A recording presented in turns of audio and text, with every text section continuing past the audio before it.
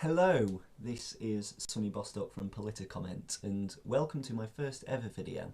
Just a short introduction about me. I'm a British school student, currently about to finish my A-levels and go on to do economics and politics at university next year. All my life I've been interested in politics. My mum got me really interested in it, and it's always been a very large part of my life, and I've always wanted to share that passion with anyone else who's interested in learning about it or is already interested in politics. So before I start going deep into British politics, which I do plan to do in my next few videos, I'd just like to start broad, a nice opening video with what is alternative voting and should we use it? We'll start with a quick background of alternative voting.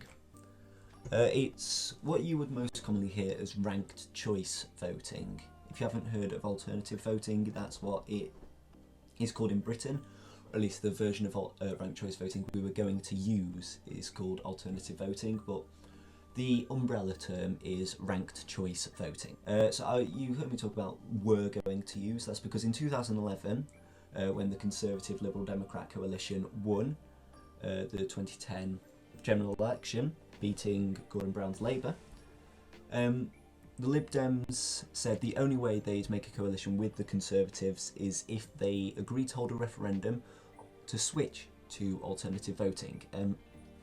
So the referendum was held, it was lost.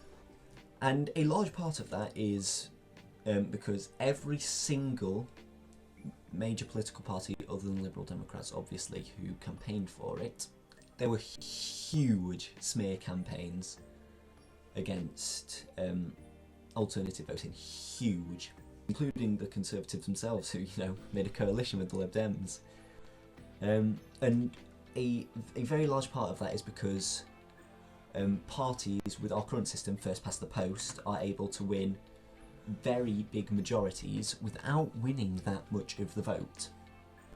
With ranked choice voting, that would be a lot less possible. And in the bottom right, you can see the 2024 election results, where Labour, they only win 34% of the vote, 63% of the seats in the House of Commons. 63. And it is very unrepresentative. As much as I don't like Reform UK or the Green Party, you can see how unfair it is and why obviously both parties were missed about it. And you can't have a legitimate government running on a third of the votes. A third of the country wanted them in, and now they are governing for 100% of the country. It's not even a majority of the people wanting them. They were the largest minority. You will have heard me say that our current system is first past the post. I'm going to go into what that is. So, the United Kingdom is currently made up of constituencies. I believe there's 630 constituencies, and each of these constituencies are split into about 70,000. It's something like between 68,000 and 77,000, but they try to make it 70,000 people in each constituency, with a few exceptions. One example being the Isle of Wight or Orkney and Shetlands. So, candidates run in these constituencies and they try to become members of Parliament. If you win in your constituency, you become an MP. The whole idea behind that is it's believed the MPs will represent their people rather than themselves. Whether that happens is up for debate, but that's the idea behind it. And this can lead to some minutely small majorities, shares of votes becoming MPs. For example, in 2015, an MP called Alistair McDonnell, he ran for the Social Democratic and Labour Party, and he became an MP with only 24.5% of his constituents voting for him.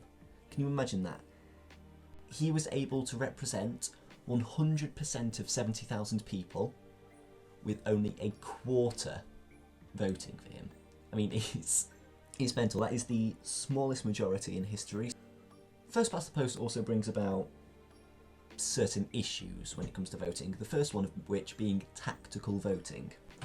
So, I'll show you an example of tactical voting. Let's say you've got four parties: the Purple Party, the Blue Party, the Red Party, and the Yellow Party. Now let's imagine a person. They want to vote for the Yellow Party, they are a Yellow Party supporter. they support the Yellow Party. They don't mind the Red Party. They've never given any thought to the Blue Party, but the one thing they're absolutely sure of is that they hate the Purple Party. So imagine this person, they want to vote yellow, hate purple. Now, unfortunately, in their constituency, it's pretty much a two-horse race between the Red Party and the Purple Party. Yellow Party and Blue Party, they've got very little chance of winning. In fact, it's never been recorded in this constituency's history. So what they do is they decide, right, you know what, I don't want the Purple Party to win. I'd rather leave the country than live in a purple constituency. So to make sure purples don't get in, to help purples not get in, I'll vote red. And you can see that's the share there. So Red Party win the election in that constituency with 40% of the vote compared to the purple's 35%. Now that's okay, you know, this person, the party they hate hasn't got in, but that's not really what elections are about, is it? You don't vote against the person you hate, you're meant to vote for the person you like. And in this case, the yellow person hasn't been able to do that, simply because they do not want the Purple Party to win. Now we'll look at this from the opposite angle, and we'll look at the spoiler effect, which is another thing that happens in first past the post voting. It only really happens in first past the post voting. I'll give you an example. So we've got this same ballot, same person, they like the yellows, okay with reds, don't mind blues, and hate purples. But this time, they decide, you know what, I'm going to vote for the Yellow Party. I mean, why shouldn't they? That's the party they support. Obviously that's going to split the red vote because, let's assume tactical voting, we know that a lot of yellow people will also vote red because they don't mind each other and they'd rather not see purple. But in this case, a lot of yellow voters, they go, no, I'm sick of it, I'm voting yellow because I want to, and that's the party I want. And that's the result. You can see the Purple Party have won with 35, Red get 30, Yellow get 25.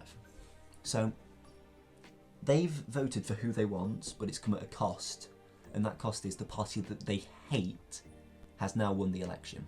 And that's called the spoiler effect. It's the theory that simply just by running, you are actively taking votes away from parties who are likely to win and causing their opposition to come to power in that constituency.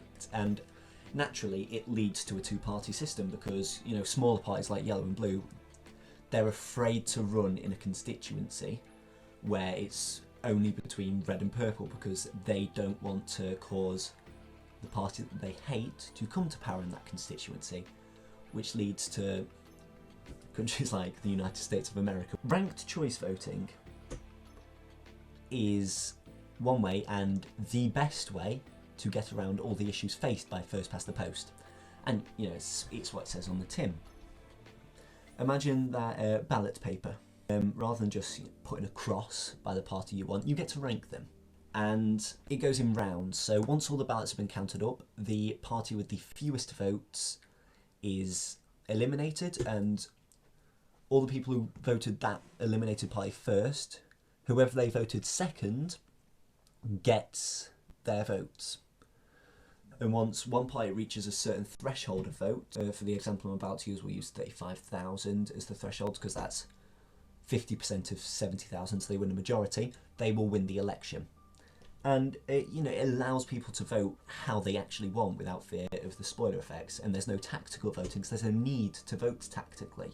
If the party you vote first doesn't win, the party you voted second will get your vote. So let's look at an example. Here we've got our ballot paper again, same person, love yellow, are okay with red, don't care about blue, hate purple. This time, rather than just putting an X, they've ranked. So they've ranked in the order that they like. So this is how the vote goes. I apologise for not having colourful graphs for this one. I've used a website called RCViz to create this bar chart. It was excellent. If you ever want to simulate a ranked choice vote, use RCViz to create it. And that's what I've used here. So let's look at the first round. All the votes have been counted. So as you can see, blue have received the least votes. Not many people wanted blue. So what happens now is they're eliminated. And everyone who voted blue first, whoever they voted second, now gets their votes. So as you can see, blue are eliminated, and you can see that their secondary votes have gone to the different parties. That's what the slightly darker pink is indicating. So now this is the second round, all the votes have been recounted, yellow have lost, as you can see.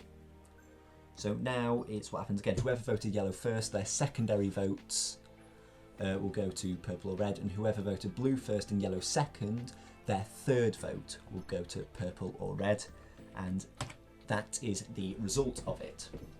With yellow and blue being eliminated, red is crowned the winner. And as you can see, they've received 62% of the vote rather than 24.5. So they have won a majority. And even though it wasn't blue or yellow's first choice, they clearly do not mind as much because they did not rank them last. So obviously they're not over the moon because the party they love didn't win, but they're not distraught because the party they hate didn't win. So, why is ranked choice voting better? Well, for starters, as I said, a party has to win a majority, not just the largest minority.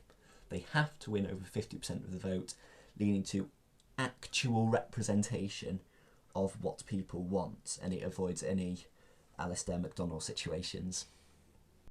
Secondly, people can vote for who they want, which, is the point of an election.